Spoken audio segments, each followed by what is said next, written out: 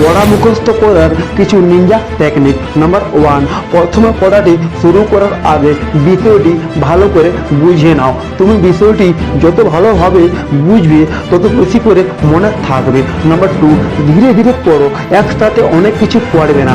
আর পড়াগুলি নিজের সুবিধা অনুযায়ী ছোট ছোট অংশে ভাগ করে পড়ো। নাম্বার 3, নতুন পড়া পড়ার আগে আগের পড়াটি 1 ঘন্টা রিভিশন করো এবং রিভিশন করা হয়ে গেলে সেটা বিনা দেখে একবার লেখো, তারপর অন্য পড়া পড়ো।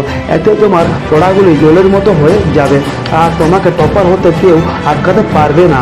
তো বাকি ট্রিক দেখার জন্য ভিডিওটি স্কিপ না করে পুরো দেখো আর চ্যানেলটি সাবস্ক্রাইব করো। তো নাম্বার 4,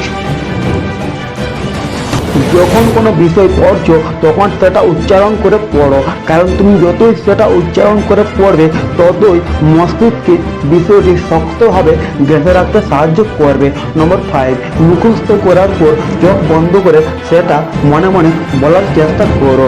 নম্বর 6, মনে রাখার টেকনিক ব্যবহার করো।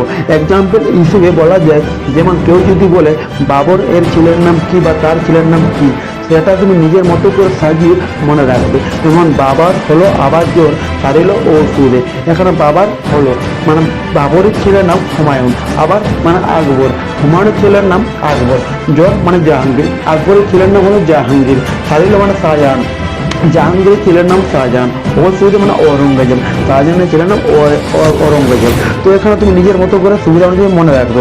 এই মতো সহজ টেকনিক ব্যবহার করো তবে বিষয়টি দীর্ঘ সময় ধরে মনে থাকবে। আর নম্বর 7, বড় বড় টপিককে ছোট ছোট অংশে ভাগ করে পড়ো, এতে তাড়াতাড়ি মনে থাকবে। নম্বর 8, প্রতিদিন টুকু হলেও পড়ো, এতে তোমার চাপ সৃষ্টি হবে না। মানে এটা কোনো কথা নয় যে তোমাকে দিনেই পড়তে হবে বা ঘরেই পড়তে হবে তবে মুখস্থ হবে, না না, তুমি 2 ঘন্টা করেই পড়ো প্রতিদিন, হয়তো দিনে 1 ঘন্টা আবার রাত্রে 1 ঘন্টা, কোনো চাপ নিয়ে পড়ার দরকার নাই। প্রথমে তুমি কম কম করে পড়ো, পরে তখন সময় বেড়ে যাবে।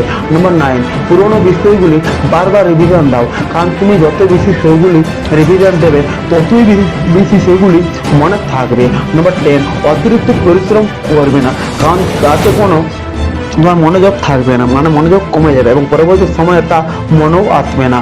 তো মুখস্থ করার সময় যদি কোনো বিষয় কঠিন মনে হয় তবে তা বিরতি নিয়ে পড়ো, চাপ নিয়ে নাই, তোমার নিজের মতো ভাগ করে পড়ো।